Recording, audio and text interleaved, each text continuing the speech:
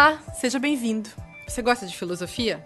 Você gosta de discutir, de perguntar, de tirar conclusões? Talvez então essa seja a sua aula preferida. Se você acha que a filosofia é um assunto muito complicado, pode ficar tranquilo, você está enganado. A filosofia é uma experiência de pensamento.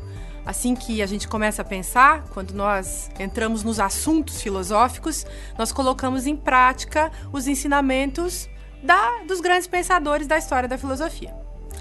Não dá para falar em filosofia sem falar da Grécia Antiga. Foi por aí que tudo começou e é por aí que a gente também vai começar. Você vai entender como que ao longo da história da humanidade, começando lá nos gregos, houve uma discussão entre os mitos, ou seja, as narrativas explicativas, e o pensamento racional, que é a filosofia. Acompanhe todas as aulas que você vai conhecer Aristóteles, Platão, Sócrates e vários filósofos gregos.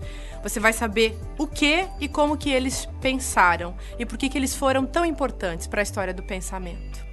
Tem muito mais para você aprender sobre filosofia. Você vai ver que tem tudo a ver com a sua vida, com o que você pensa, e eu aguardo você para a primeira aula.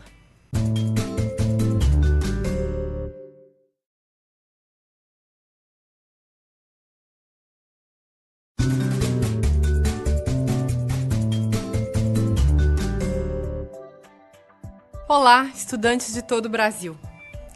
Os mitos têm o poder de fascinar, de encantar, de fazer a imaginação correr solta. O mesmo acontece com a razão. Mito e razão são os dois movimentos que estão na base do pensamento dos gregos. Os mitos aparecem sempre como uma forma de explicação da existência, das coisas, do mundo e do próprio ser humano. Eles sempre fornecem explicações, são narrativas explicativas que participam da educação, da moral, da religião. Existiram dois poetas muito importantes naquele tempo da Grécia Antiga, que foram Hesíodo e Homero, e que nos narraram esses mitos 8 séculos antes de Cristo. Mas aos poucos, a forma mítica, a forma dessa narrativa, deixou de ser a principal maneira de explicar o mundo para os gregos. Eles evoluíram no campo da cultura, no campo da política, no campo da economia e mesmo da religião, e muitas coisas mudaram. As comunidades periféricas da Jônia, onde surgiram os primeiros filósofos chamados físicos, naturalistas ou pré-socráticos, é o que a gente vai estudar. O foco das explicações para esses pré-socráticos deixou de ser a religião e as divindades e passou a ser a natureza. Eles começaram a prestar atenção na natureza e a usar a razão como uma força do pensamento que poderia oferecer explicações mais interessantes para as populações que viviam naquela época. E eles passaram então a procurar um princípio para explicar como é que as coisas existiam. Eles prestaram atenção no cosmos e se interessaram por explicar o cosmos e acreditaram, pelo menos é assim que a gente entendeu, que a razão não tinha limites.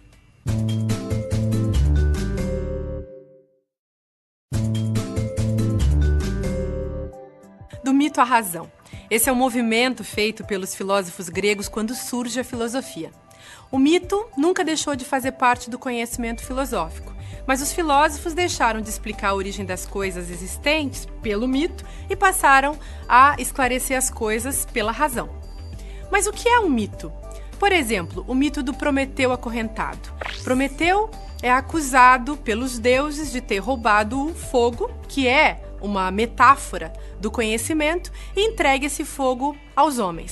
Qual era o interesse de Prometeu? Fazer com que os homens tivessem o conhecimento.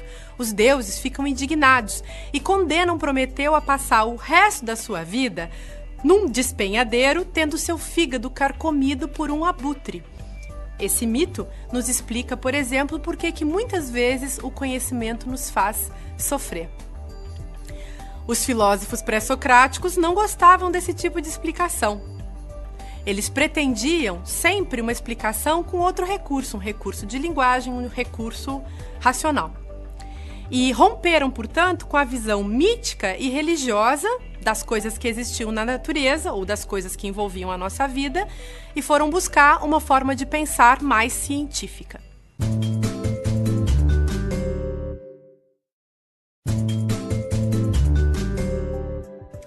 Bom, depois de passear pela imaginação mítica com Homero e Hesíodo e pelo surgimento da razão com os pré-socráticos, fica a pergunta: o que é a filosofia para os gregos? Para Aristóteles e Platão, a filosofia inicia com a admiração, porque é com ela que concluímos e, ao mesmo tempo, reiniciamos o ciclo da razão. A razão explica sem esgotar o que tenta explicar. Na filosofia antiga, havia uma tensão entre mito e razão. Os filósofos admiravam o mito, mas ao mesmo tempo percebiam o quão insuficiente ele era na hora de tentar explicar a totalidade das coisas. Os filósofos inventaram a ciência, a ideia de que havia um primeiro princípio que poderia explicar todas as coisas. Isso era um desejo dos filósofos, um desejo de que nós pudéssemos algum dia encontrar a resposta para tudo. Os filósofos, então, eram absolutamente fascinados com o mito, mas, considerando que ele era insuficiente, passaram a descobrir também os prazeres do próprio conhecimento. Eles estavam interessados, nesse caso, em aproveitar a experiência do pensamento e descobrir que essa busca pelo conhecimento que caracteriza a filosofia podia também ser muito interessante.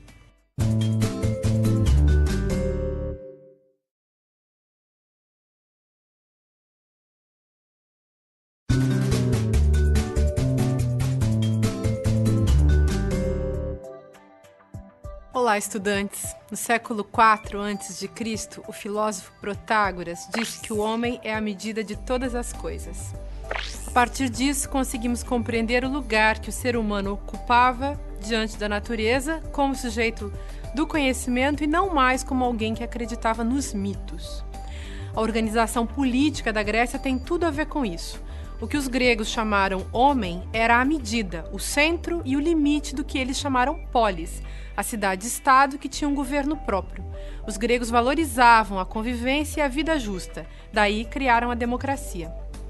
A democracia era o governo do cidadão. Cidadão era o homem que tinha nascido na polis e que ajudava a construir a democracia.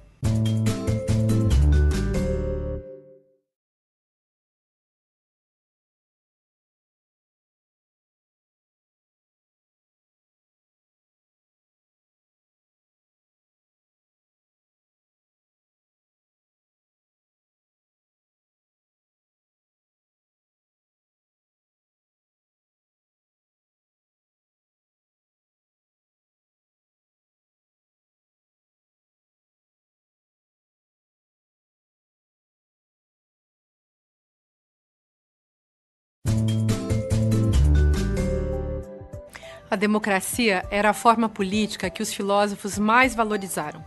Ela dependeu muito dos oradores e até dos sofistas, que também foram grandes professores de filosofia e foram muito criticados pelos filósofos. Os sofistas eram especialistas em discurso. Eram mestres que usavam a lógica para dizer e desdizer. Tinham a intenção de convencer, mas também de ironizar os grandes sábios. Mas quem não aprende a rir de si mesmo pode ter dificuldades para conviver. Os filósofos não queriam ser sofistas. Foi aí que surgiu Sócrates, que mudou tudo. Para ele, a filosofia não podia ser igual à sofística, mas tinha que ser verdadeiro conhecimento.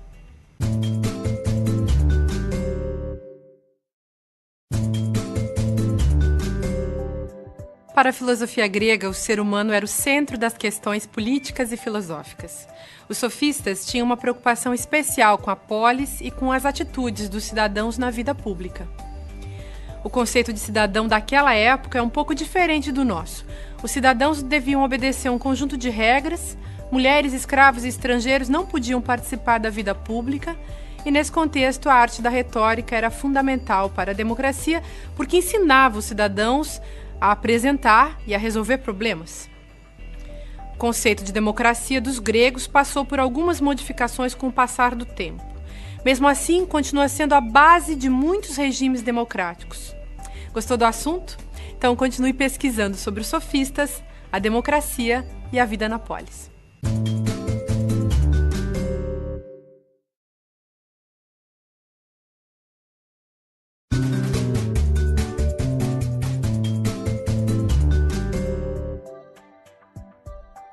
Olá, estudantes de filosofia!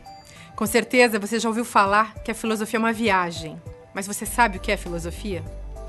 Para responder essa questão, pense no que acontece quando alguém faz uma pergunta para você, quando você começa a admirar algo muito bonito ou está diante de uma situação complicada. Essas vivências podem levar a uma série de questionamentos que nos fazem refletir e tentar compreender a relação entre as coisas. A filosofia surgiu com os gregos. Os filósofos tentaram entender que a filosofia era um modo de vida, um jeito de pensar e agir. Quando pensamos, fazemos uma viagem no mundo das ideias e dos conceitos. Uma reflexão que depende de nós mesmos. Por isso que, às vezes, a figura do filósofo pode parecer estranha. A estranheza é só aparente. Todos nós podemos ser filósofos e filosofar sobre os assuntos que nos interessam. O importante é pensar, refletir e estabelecer relações. Isso é filosofia.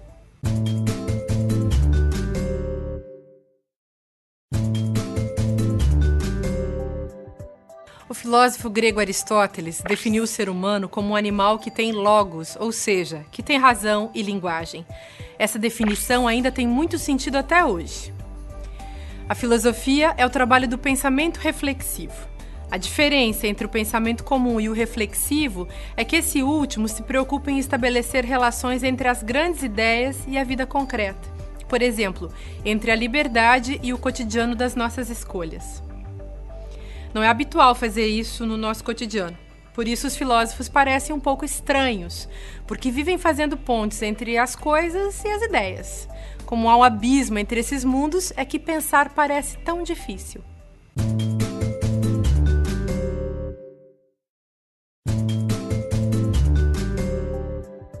A filosofia é um modo de pensar conceitual e especulativo.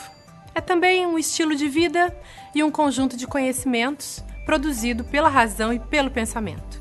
As atitudes que caracterizam a filosofia são a admiração, a interrogação, a interpretação e a crítica. A filosofia busca a verdade, que só é alcançada pela experiência e pela linguagem, e faz com que a gente confronte ideias. Isso acontece quando refletimos sobre o nosso próprio pensamento. Refletir sobre os nossos pensamentos é uma maneira de compreender e dar sentido para a vida. Os pensamentos levam a ações, essas ações levam a atitudes que podem ajudar o nosso cotidiano, por exemplo, no trabalho, ou mesmo a lidar com o uso do tempo, a correria, por exemplo, do dia a dia. Agora é com você. Pare e pense. Seja mais filósofo.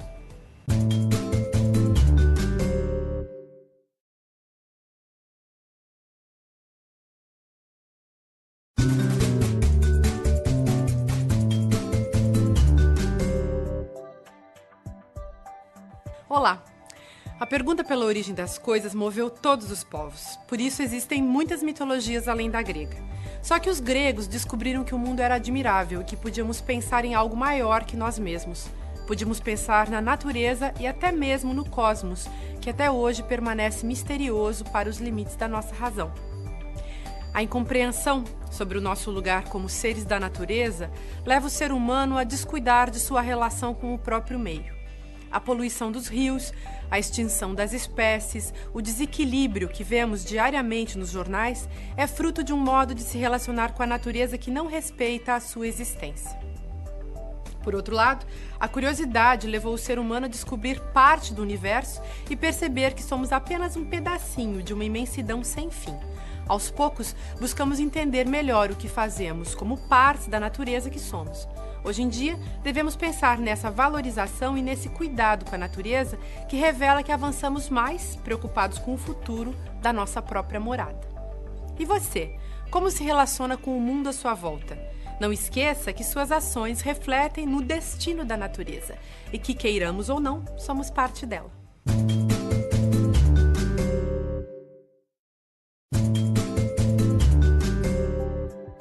Você sabia que apenas no começo do século XX começamos a usar a expressão meio ambiente?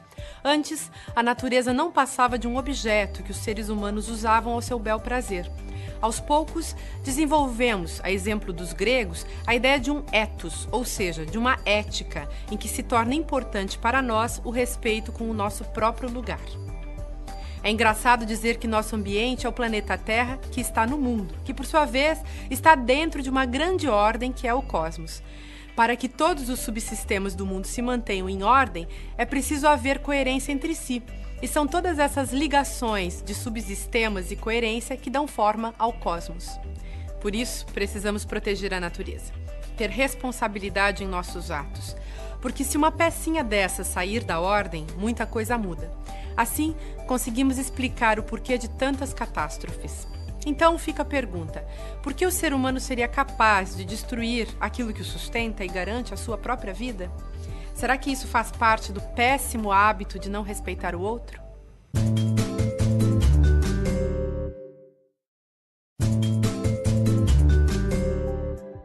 Natureza é vida. É só cuidando bem dela que o ser humano vai continuar existindo. Por isso, é importante preservar todos os ecossistemas que fazem parte do planeta. É preciso que o ser humano tenha consciência e ética para consigo mesmo e para com a natureza. E que se lembre que é preciso ser ecológico diariamente, percebendo que a vida é uma dádiva do cosmos que não tem explicação. Preservar a beleza, a vida justa e boa, a ética, fazem parte de uma ecologia das relações. Quem está preocupado com a natureza e o ser humano pensa hoje em sustentabilidade e ecologia. Não esqueça que você faz parte dessa busca. O futuro do universo está também nas suas mãos.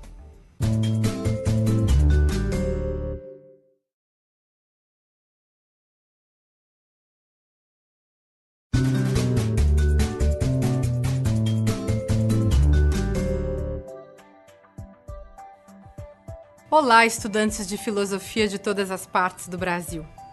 Os sofistas eram um grupo de pensadores que tinham como objetivo ensinar. Eles buscavam a utilidade do conhecimento para a vida pública e para a política. Os sofistas eram chamados de sábios, de técnicos na arte da persuasão, advogados e assessores políticos. Na época dos sofistas, havia um interesse pelo conhecimento, mas sem muita reflexão. Os gregos eram politeístas e acreditavam que seriam castigados pelos deuses se não agissem da forma correta. Os sofistas aproveitaram esse clima cultural para ensinar a arte da persuasão e da disputa. Essas técnicas davam a impressão de conhecimento e a sensação do poder intelectual nas mãos. Diferente dos filósofos, os sofistas não se preocupavam com a verdade. Seu modo de pensar era o relativismo. O lado interessante do relativismo é que ele leva em consideração os aspectos culturais de um determinado grupo social, mas ao mesmo tempo a verdade deixa de ser valorizada.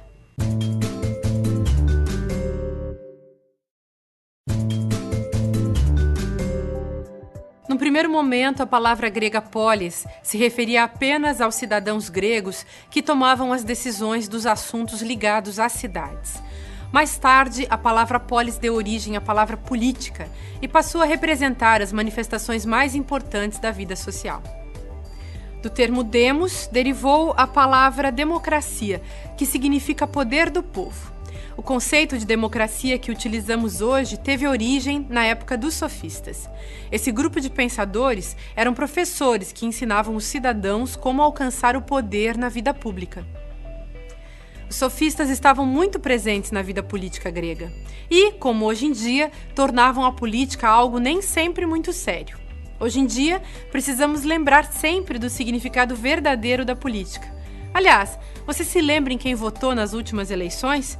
E o que o seu candidato tem feito pela cidade onde você mora? Pense nisso. Reflita sobre as suas escolhas.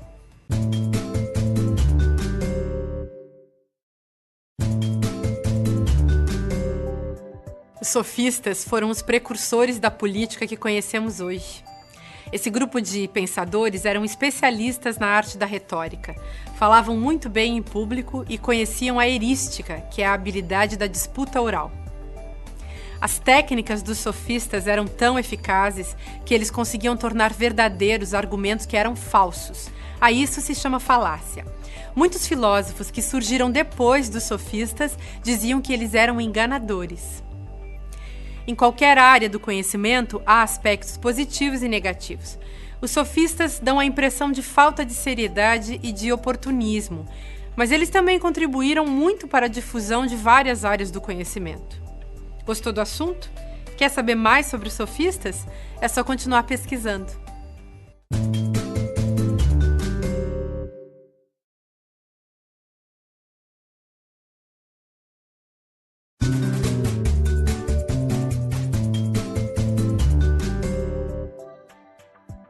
Olá, alunos! Toda história tem um herói.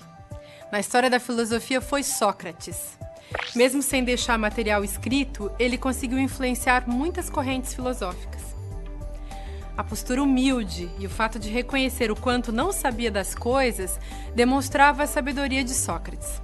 Tanto que ele foi considerado pelo oráculo de Delfos, que os gregos viviam consultando, o mais sábio de todos os gregos. Sócrates pensava que a sabedoria estava inscrita na alma de cada um de nós e que o diálogo poderia acordá-la. Conversar era o caminho do conhecimento. Foi corajoso na luta por justiça e igualdade social. Sócrates foi, por isso, amado e odiado. E foi condenado à morte, injustamente, por esses crimes, por ser ateu e, por isso, corromper a juventude. Pela crença nos ideais que ele tinha, Sócrates acabou atuando na própria defesa.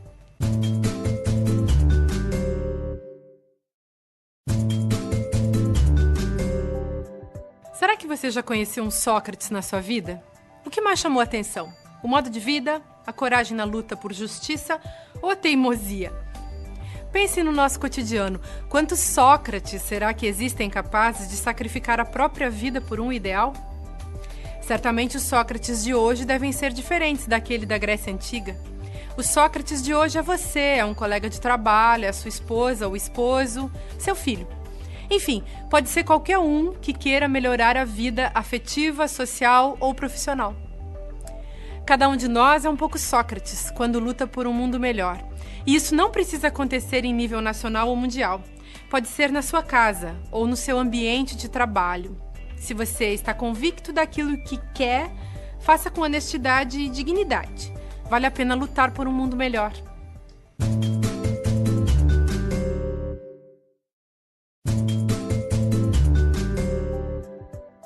Sócrates foi um filósofo da antiguidade que reconheceu a própria ignorância e saiu em busca do conhecimento. É dele a famosa frase, só sei que nada sei. Ele foi um ótimo professor, embora ele não gostasse de receber esse título. Para Sócrates, a filosofia era um estilo, um modo de viver. Perspicaz e habilidoso nos argumentos, ele conversava com todos sem discriminação e mostrava que muitas coisas estavam erradas naquela época, ou seja, na política de Atenas. Sócrates analisou o conceito de justiça em busca da igualdade social. Incomodou tanto os poderosos que foi condenado à morte. Além disso, a filosofia de Sócrates permite traçar um paralelo com outras matérias, como a matéria de língua portuguesa, de literatura, de história, porque é importante saber se comunicar.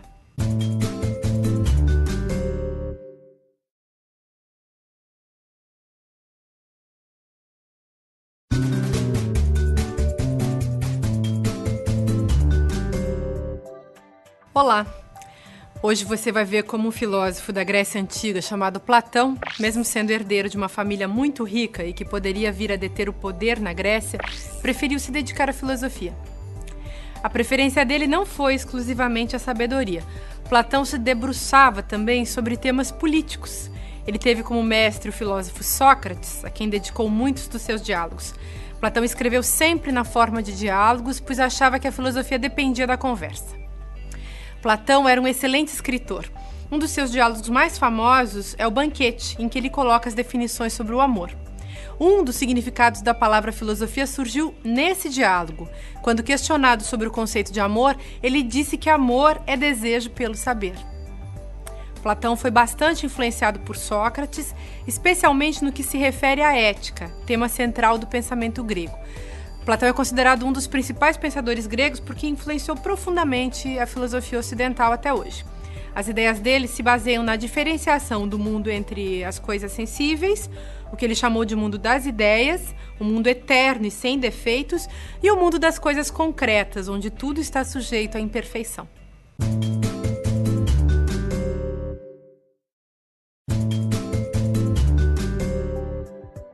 Se você fosse questionado sobre a filosofia platônica, o que diria? Será que você conseguiria relacionar a teoria com o seu cotidiano? Pense nos aspectos relacionados à política, à ética, aos valores de nosso mundo, suas verdades, suas ilusões. Platão se tornou muito conhecido com a famosa Alegoria da Caverna, uma narrativa que fala sobre homens que viviam olhando para a sombra das coisas projetadas no fundo de uma caverna, em vez de olhar para fora. Em nossa vida, dominada pelo consumo, isso ainda é muito atual, você não acha? O mito da caverna, ou do mundo das sombras, mostra que o desconhecimento é capaz de obscurecer a visão. Obscurecer a visão significa ser cego de conhecimento. Você já deve ter ouvido a expressão de que não se deve avaliar um livro pela capa, ou um vinho pelo rótulo. Juízos desse tipo são uma amostra de falta de conhecimento. E para adquirir conhecimento, basta deixar de lado velhos preconceitos e começar a pensar mais.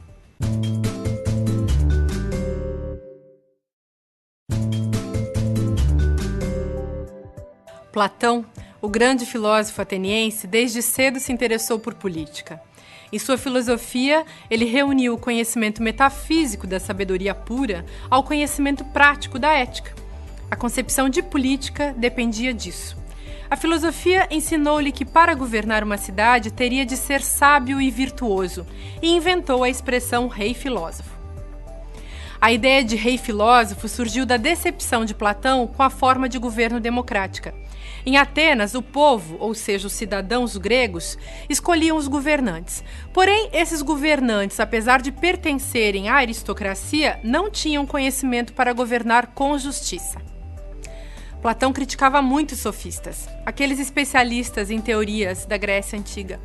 Seus ensinamentos se baseavam em 3 partes: a retórica, que é a arte do discurso, a erística, que é a arte da disputa, e a arte da oratória, que é falar bem em público. Para Platão, esses ensinamentos iludiam as pessoas. A sofística era a arte do falso conhecimento. A filosofia surgia, portanto, como um combate contra a ilusão. Nascia como uma forma de crítica. Você não acha que ainda podemos fazer o mesmo hoje?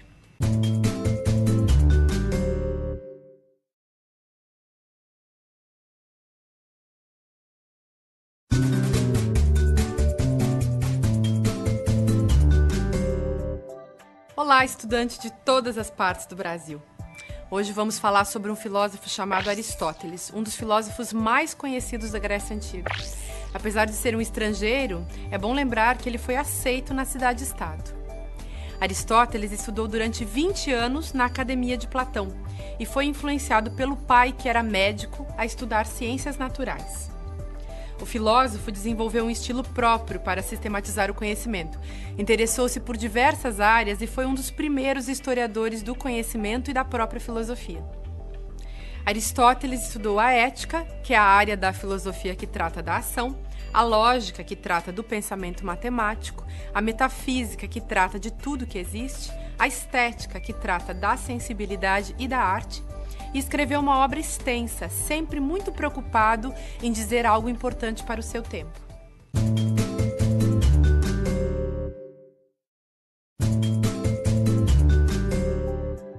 Aristóteles contribuiu muito para o desenvolvimento da filosofia.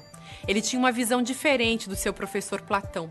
Enquanto Platão acreditava em um mundo das ideias, Aristóteles achava que tudo se explicava dentro desse nosso mundo mesmo. A teoria de Aristóteles mostra que a filosofia é um jeito de relacionar as diversas áreas do conhecimento. E ele conseguia isso porque entendia que tudo dependia da linguagem humana.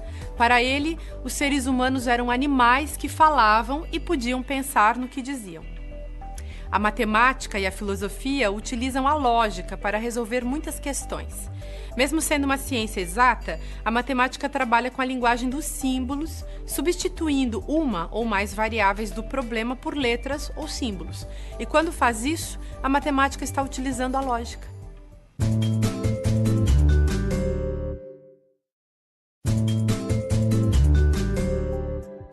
Aristóteles começou a estudar filosofia com Platão. Ele conheceu as primeiras teorias filosóficas que foram desenvolvidas pelos filósofos pré-socráticos. Aristóteles superou as primeiras teorias da filosofia e tentou solucionar um problema muito antigo, que era descobrir qual é a base de todo conhecimento. O filósofo não conseguiu respostas para todas as perguntas, mas conseguiu tratar com mais facilidade algumas questões e mostrar que o mais importante é perguntar sempre.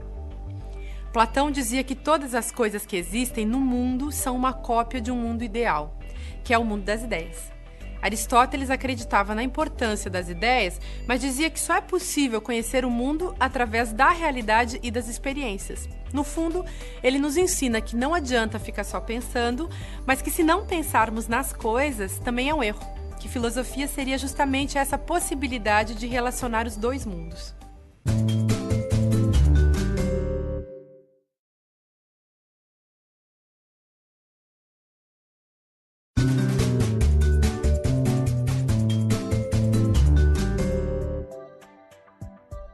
Olá, filósofos e filósofas de todo o Brasil.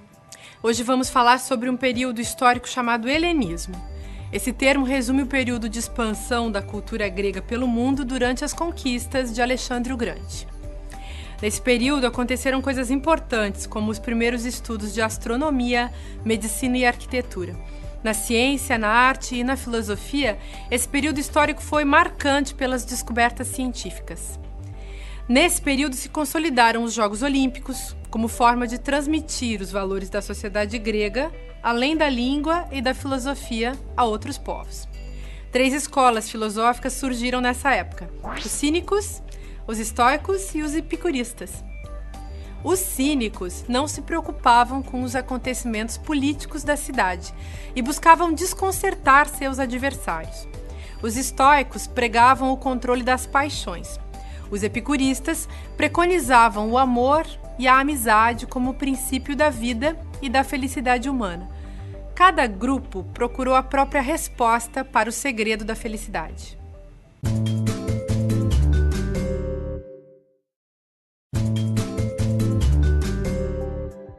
O período helenístico marcou a passagem da civilização grega para a civilização romana.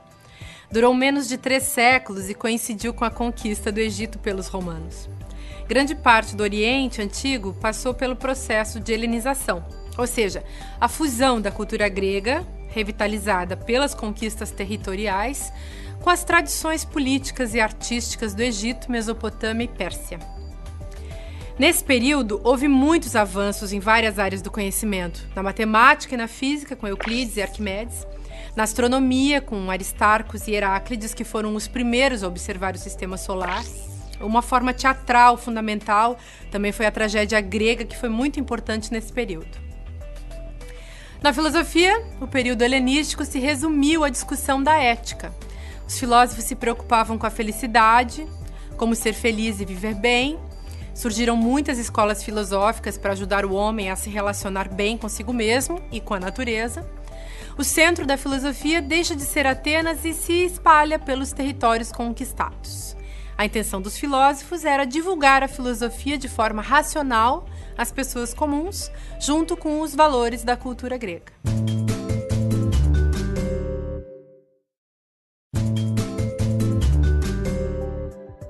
Durante o helenismo, além da preocupação com a ética, houve também muitas descobertas científicas que vigoram até hoje. A geometria, por exemplo, que permite calcular o tamanho de qualquer objeto geométrico, foi inventada por Euclides de Alexandria. Foi a época das grandes conquistas do famoso imperador Alexandre o Grande. Foi nesse período que surgiu o esboço da teoria heliocêntrica, comprovada anos depois por Nicolau Copérnico e Galileu Galilei. A teoria heliocêntrica é utilizada até hoje para explicar a posição da Terra dentro do sistema solar. Quer se divertir aprendendo um pouco sobre essa época? Então assista ao filme 300. Ele retrata a Batalha de Termópila, que solidificou o conceito de democracia que conhecemos até hoje. Ou então, veja o filme Alexandre o Grande, uma produção da década de 50 que retrata a trajetória de Alexandre, rei da Macedônia. Até mais!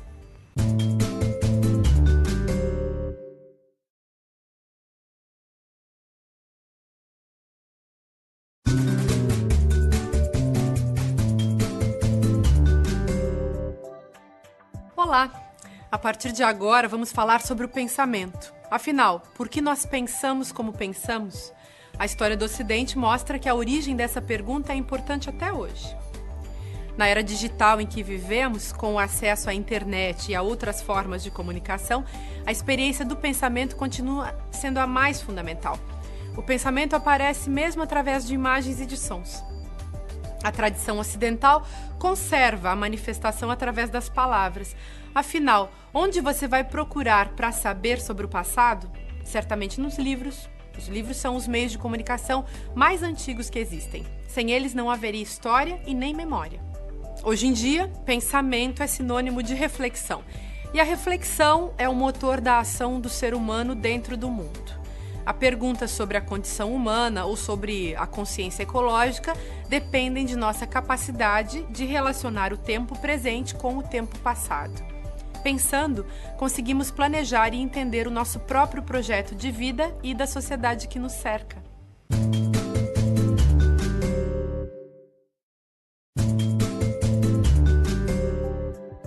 O pensamento sempre se apresenta na forma de perguntas. Muitas áreas nasceram e se firmaram como ciência porque possuem uma questão importante. Por exemplo, a teologia se mantém como ciência porque possui uma pergunta-chave: quem é Deus?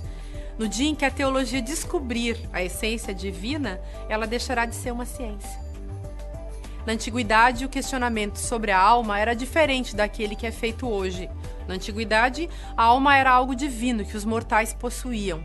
Era o bem mais precioso. A existência da alma não era questionada no último século. Os questionamentos sobre a importância da alma ou da estrutura psíquica se tornaram tão importantes que abriram caminho para o surgimento de uma nova ciência, a psicologia. A psicologia nasceu com a missão de explicar o mundo misterioso da psique humana e o funcionamento dessa estrutura tão complexa.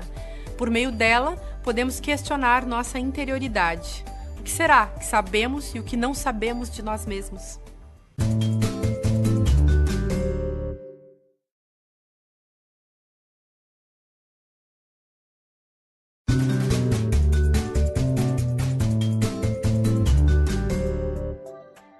Olá, pessoal!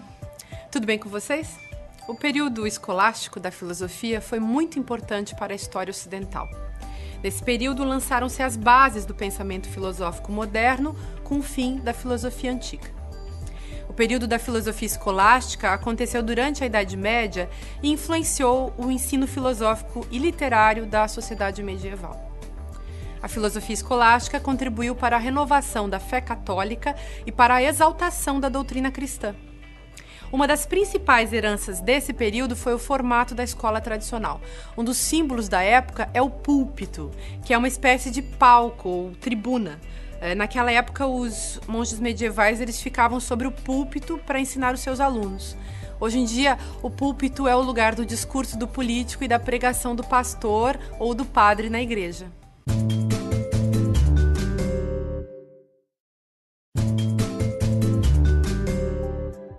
Algumas ideias da filosofia escolástica estão presentes até hoje na nossa vida, na organização das escolas tradicionais e das universidades e na formação do conceito de profissional liberal. Desde o ensino fundamental, os alunos têm contato com diversas áreas do conhecimento que são divididas em disciplinas, como português, matemática e ciências. Essa forma de organizar o conhecimento nas escolas, nas universidades e nos cursos de educação à distância é herança da filosofia escolástica. A origem dos profissionais liberais começou no período da filosofia escolástica, quando os alunos aprendiam ofícios que eram chamados de artes liberais. O profissional liberal é aquele que trabalha com autonomia e não está subordinado a um chefe ou a um patrão. Médicos, advogados, contadores são exemplos de profissionais liberais que fazem parte da nossa sociedade.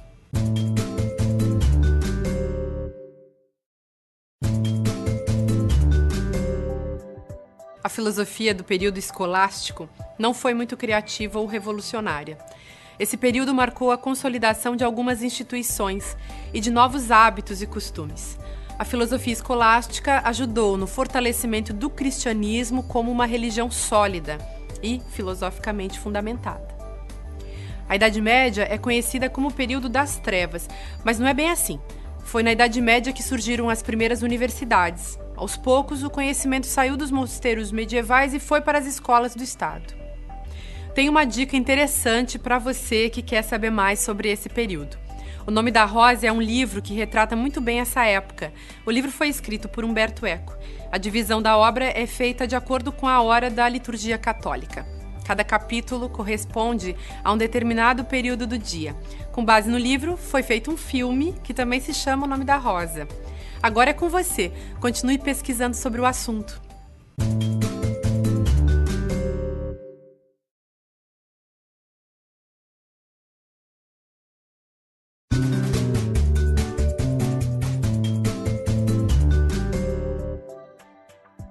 Olá! A Renascença foi um período que influenciou as grandes áreas do conhecimento. Esse movimento cultural atingiu todas as camadas sociais da Europa entre os séculos XIV e XVI. A Renascença influenciou a filosofia, a arte, a ciência e a religião. E a sociedade herdou desse período a descoberta que o ser humano fez sobre si mesmo, além de que ele viu-se como autor das próprias descobertas. A origem do processo de reconhecimento do ser humano como ator principal da história, através do trabalho e das ideias, floresceu como nunca nesse período da história. Isso influenciou a sociedade atual em aspectos importantes, como a valorização da arte como expressão humana. Foi na Renascença que os seres humanos descobriram que precisam construir o próprio destino, de que o ser humano se inventa e reinventa. E continuamos na mesma viagem, de certo modo, com a internet e as novas tecnologias. Vivemos hoje uma espécie de novo renascimento cultural.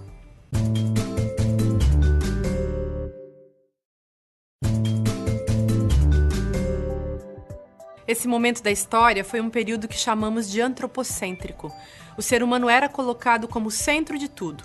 Era visto como a mais bela e perfeita obra da natureza. O ser humano era visto como um ser superior porque era capaz de pensar e podia entender que era diferente de tudo e, por isso, era especial. A isso chamamos de humanismo. Ele se expandiu com uma fundação de academias, bibliotecas e teatros nas grandes cidades da época, como Roma, Florença, Nápoles, Paris e Londres. Todas as grandes catedrais e os grandes teatros foram construídos com o objetivo de exaltar esse sentimento humanista que vigorava no Renascimento. Nesse período, a arquitetura retomou as linhas clássicas da arte grega. Os palácios substituíram os castelos da Idade Média. A literatura, a dramaturgia, a filosofia e a política tomaram conta do cenário cultural com uma vivacidade completamente nova. Os renascentistas acreditavam que todas as respostas estavam na antiguidade clássica e recuperar o tempo passado era essencial para a cultura e a ciência.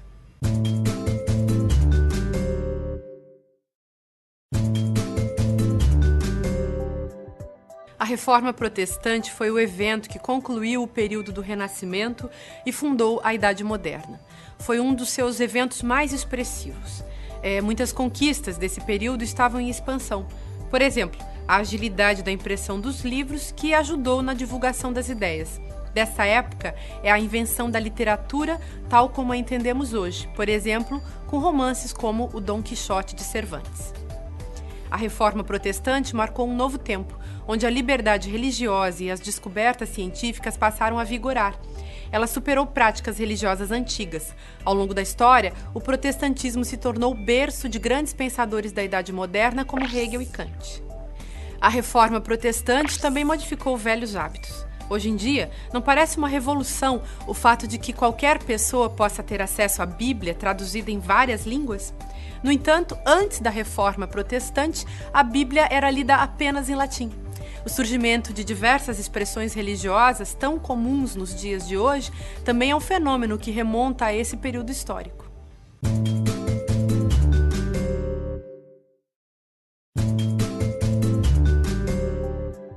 Chegamos ao fim da primeira fase do curso de filosofia.